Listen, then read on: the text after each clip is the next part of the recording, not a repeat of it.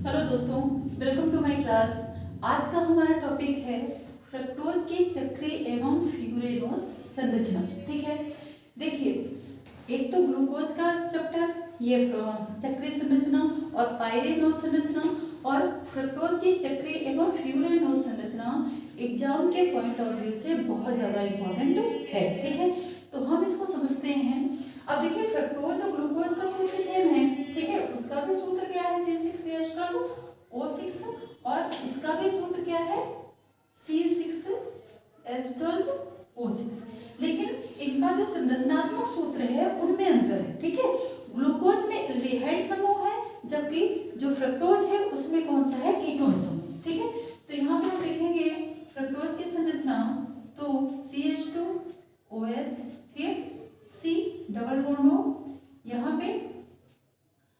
अब देखो यहाँ पे जो इसका H रहता है वो कहाँ चला जाता है, इसके पास, इसलिए इसकी संरचना में परिवर्तन आ जाता है। तीसरा कार्बन है तो OH यहाँ रहेगा।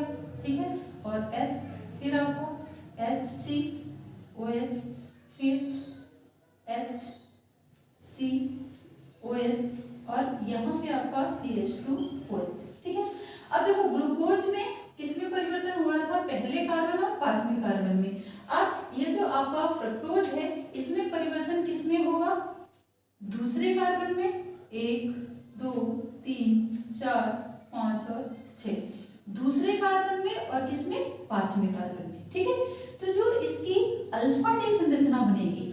ठीक है, तो यहाँ पे देखिए इसका जो हाइड्रोजन और ऑक्सीजन है किसके साथ कंबाइंड हो जाएगा, कार्बन के साथ।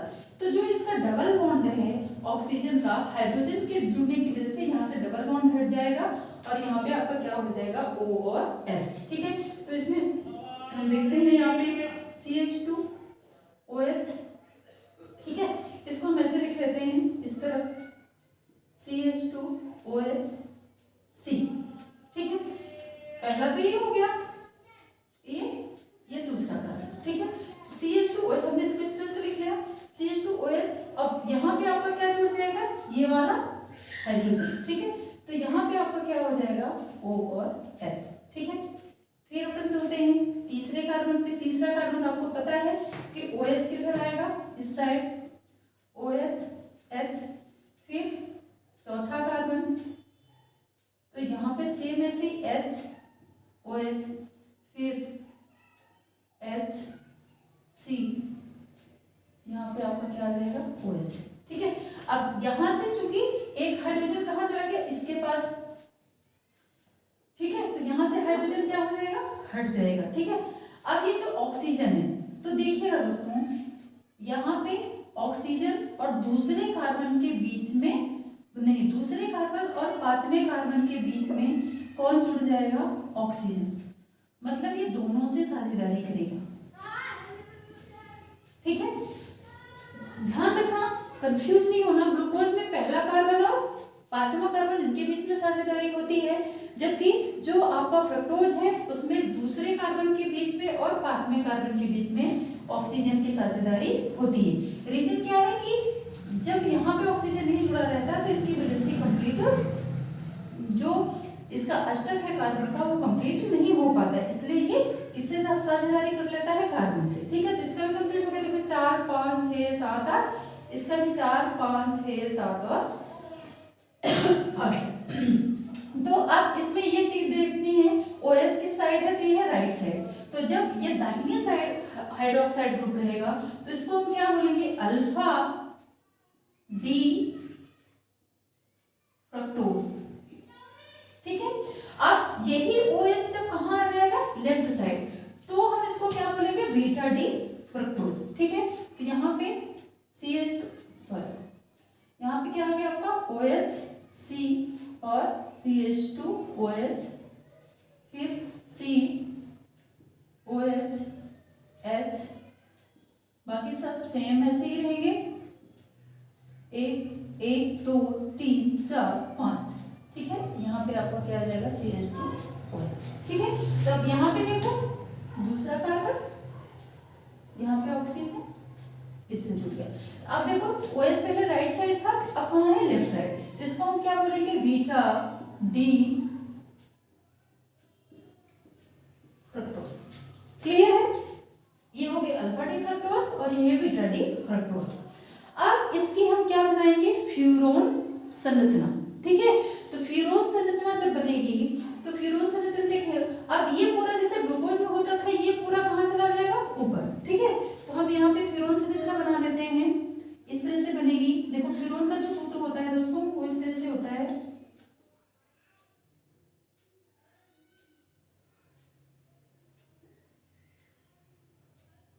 ऑक्सीजन।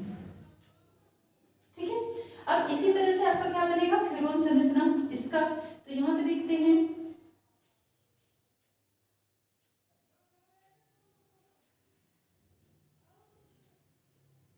यहाँ पे ऑक्सीजन आ जाएगा ये। ठीक है, अब ये देखिए CH2OH पहला कार्बन, जब हम इसको इस तरफ से ऐसे घुमाएंगे तो CH2OH कहाँ चला जाएगा ऊपर। तो पहले कार्बन पे क्या आ जाएगा CH2OH C, और यहाँ पे क्या आ जाएगा OH। अब यहाँ पे OH कहाँ है ऊपर साइड, तो यहाँ पे आपका क्या आ जाएगा OH CH, H ऊपर साइड रहेगा तो यहाँ पे आपको क्या आ जाएगा HCOH। ठीक है, फिर ये ऊपर साइड रहेगा, एक मिनट दोस्तों, CH2OH, हाँ ये एक, ये दो, ये तीन। ठीक है, OH, फिर ये 4 H, फिर ये यहाँ पे। ठीक है, तो यहाँ पे आपका CH2 कहाँ रहेगा CH2OH, फिर C, और यहाँ पे कितने H है एक, तो यहाँ पे क्या आ जाएगा आपका H।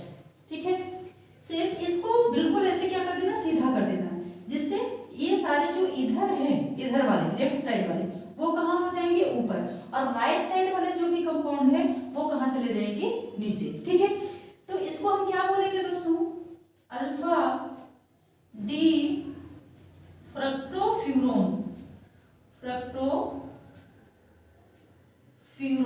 ठीक है, अब से इसका बीटा का देख लेते हैं।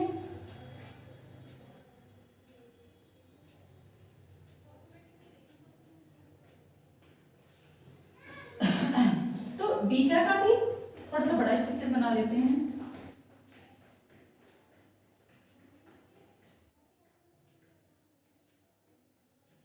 ठीक है, तो ये जो आपका CH2OH है वो कहाँ चला जाएगा नीचे, ये सारे कहाँ चले जाएंगे ऊपर। तो यहाँ पे पहले नंबर पे OH कहाँ हो गया ऊपर C, और CH2OH कहाँ हो गया नीचे OH, और ये OH अब यहाँ पे जब आएगा तो OH ऊपर और C और H, फिर H कहाँ ऊपर COH। ठीक है, अब इसमें ये कहाँ चला जाएगा दोस्तों CH2OH कहाँ चला जाएगा ऊपर और बाकी नीचे CH2OH, फिर ये C, और यहाँ पे क्या आ जाएगा H। ठीक है, आई थिंक आपको ये संरचना क्लियर हो गई होगी।